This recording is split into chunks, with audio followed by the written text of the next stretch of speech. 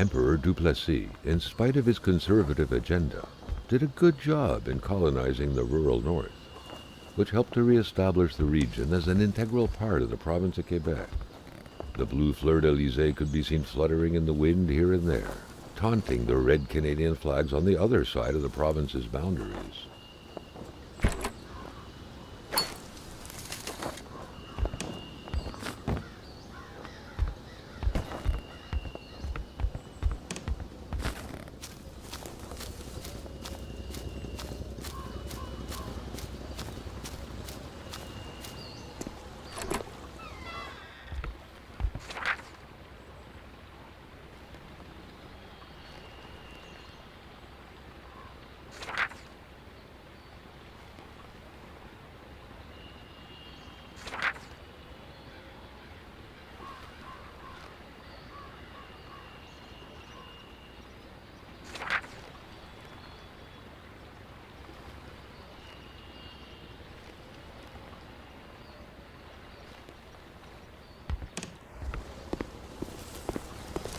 Hamilton never mentioned a road-blocking barrier.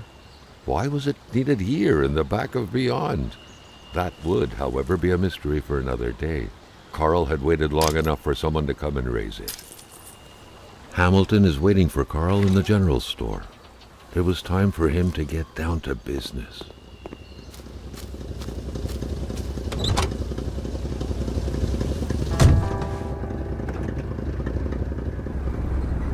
William Hamilton enjoyed a lavish country house built in the very heart of the northern forests, not too far from here. The local populace was divided when it came to the affluent man. Some saw a wealthy philanthropist dedicated to improving the region's economy. Others an aging Englishman who would do anything to further his fortunes. And those ones hated him enough to go on about scheming against him. Hamilton had recently acquired a few local businesses, but the last straw was the reopening of a mine, which gave rise to a wave of protests and threats from the Cree people. Given these circumstances, Carl reckoned that a good number of people must be feeling compelled to oppose Hamilton in one way or another. So far, only the industrialist's house had been a target, but soon enough, Carl thought, the target would become the man himself.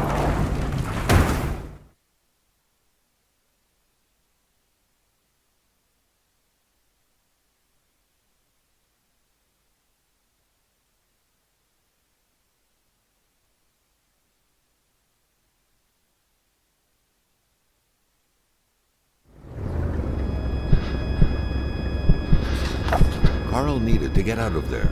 The cold and the pain required urgent care.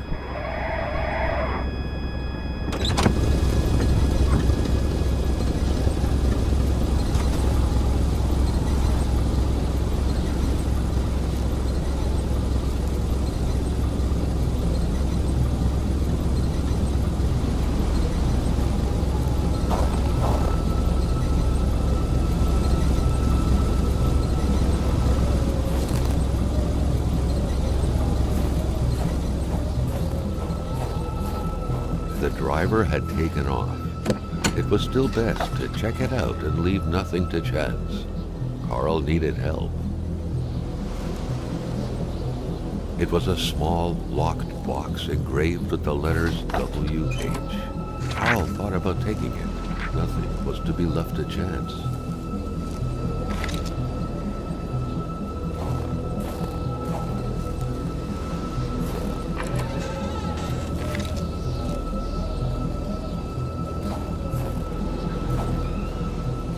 It was so cold. Already Carl did not feel his toes anymore.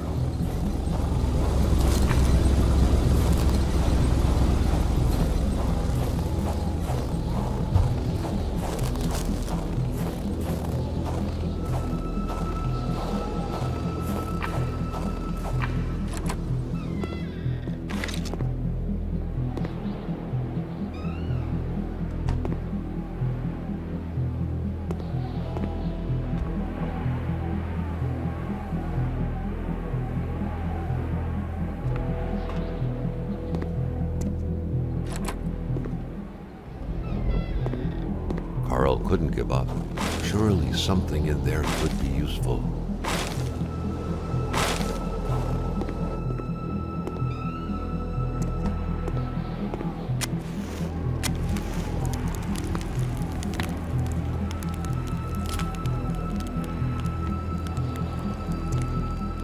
Even better than he had hoped. Carl Faubert had succeeded once more and was now on his way to new adventures.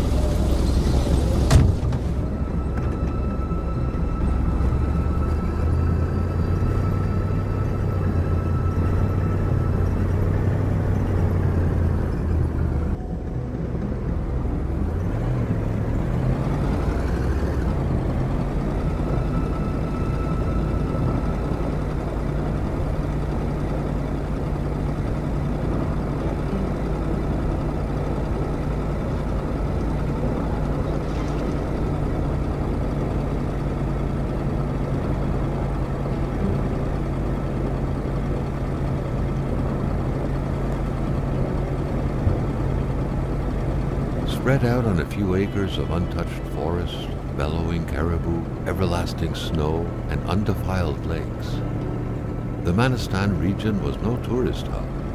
It was said to have been populated for millennia by Cree people, and ever since the industrial era, by the metal mining industry.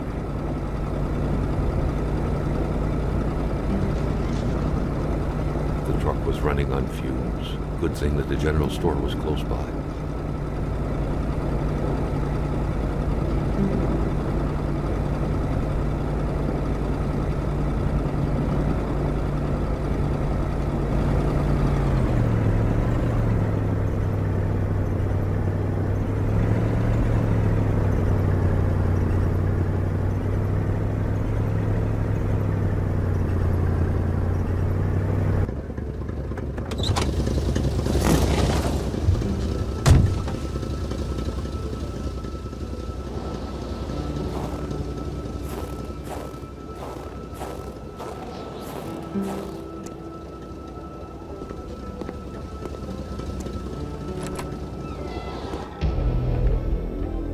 Carl had no trouble recognizing his employer. He had been killed. There was no need to be a detective to figure that out. But only a detective could have noticed that the killer had to have been very close, that the fatal blow had been given before the victim even realized.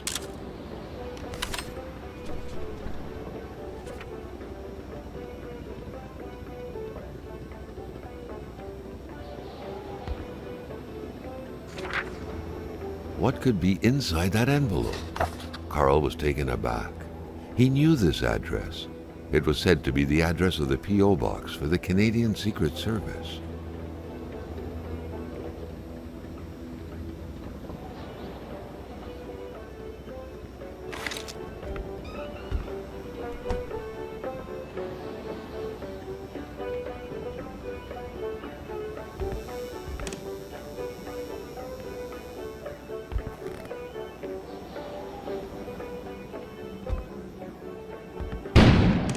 An explosion suddenly occurred outside.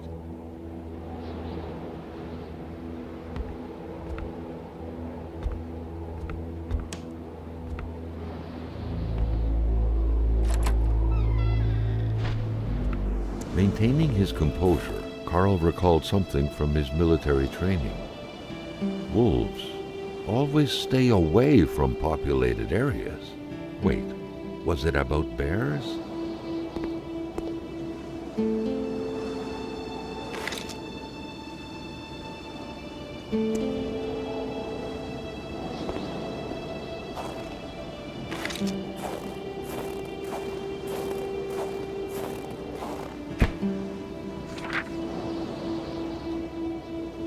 Hate was in the air.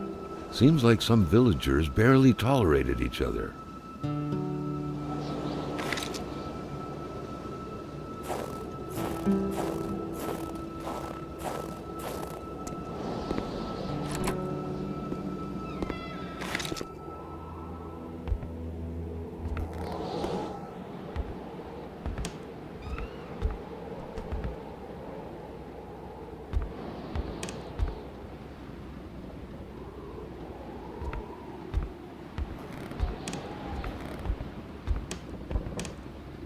A radiator without power is as good as a wood stove without logs.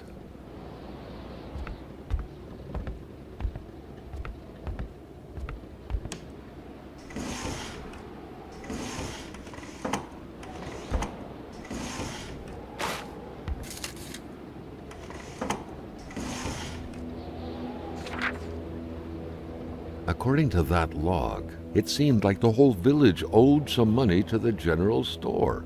Carl was far more interested in the bunch of nearby addresses he had just gotten his hands on, though.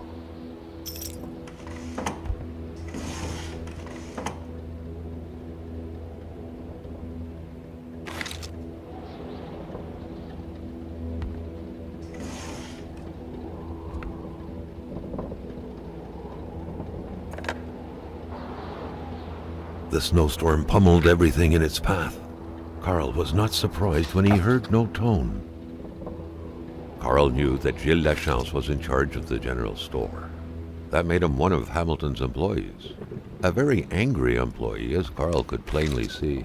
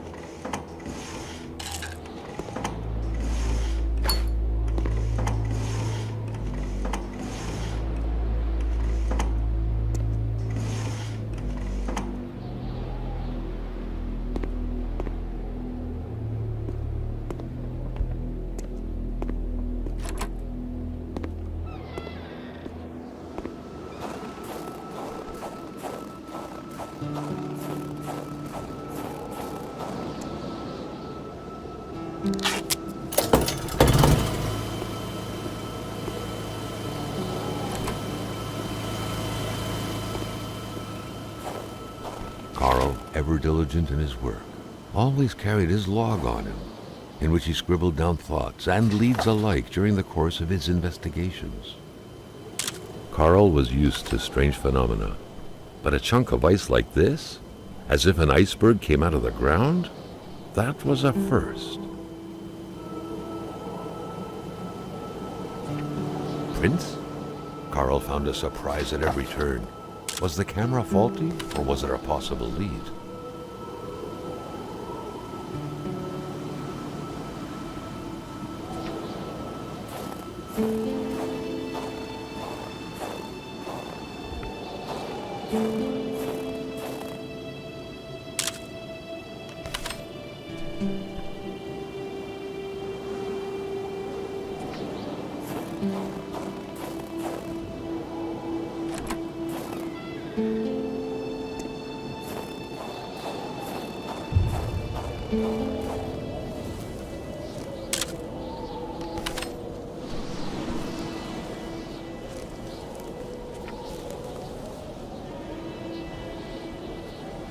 Carl felt that the store and its surroundings still held their secrets, and he didn't like to miss out.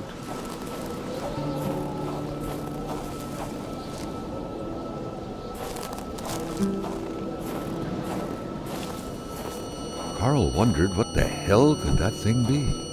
It looked like a man fossilized in ice. All of a sudden, Carl felt like he was pulled inside a world of dreams, a cold, unknown dimension. Somehow, self-control was slipping from his grasp.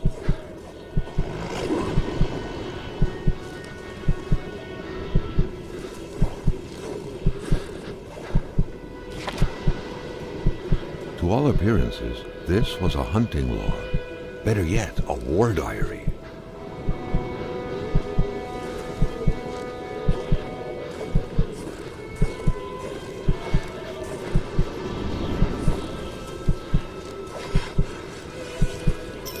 What could these engraved numbers mean? A fresh path suddenly appeared before Carl.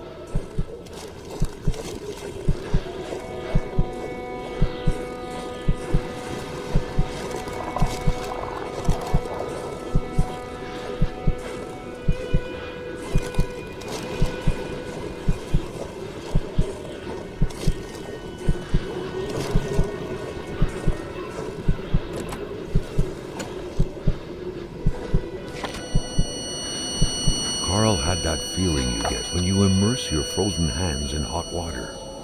What happened? Now at least he knew who the unfortunate man petrified in ice was. GILLES, the general store's manager himself. That had to be the worst parking job ever. Who was Carl to judge, though? It may be customary to park like that around these parts, or not.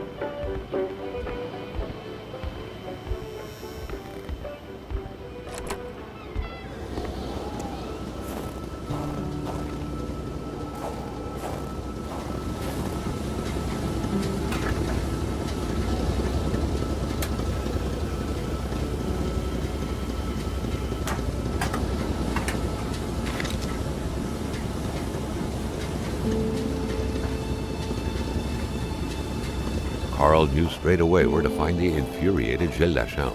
Any good investigation would have to start there. A milkman had to drive by every week to fill the bottles. The fresh milk indicated a recent visit. The murder weapon. What was that doing there, Carl wondered. Hamilton must have been determined to keep some information secret to post this key. Shame he got unlucky. Everything made sense now. Poor Hamilton's denunciation was interrupted, and he figured it would be best to lock everything up and send the key to his correspondent, who would receive the box later on. Clever, but not enough. That's what happens to ordinary people playing spy.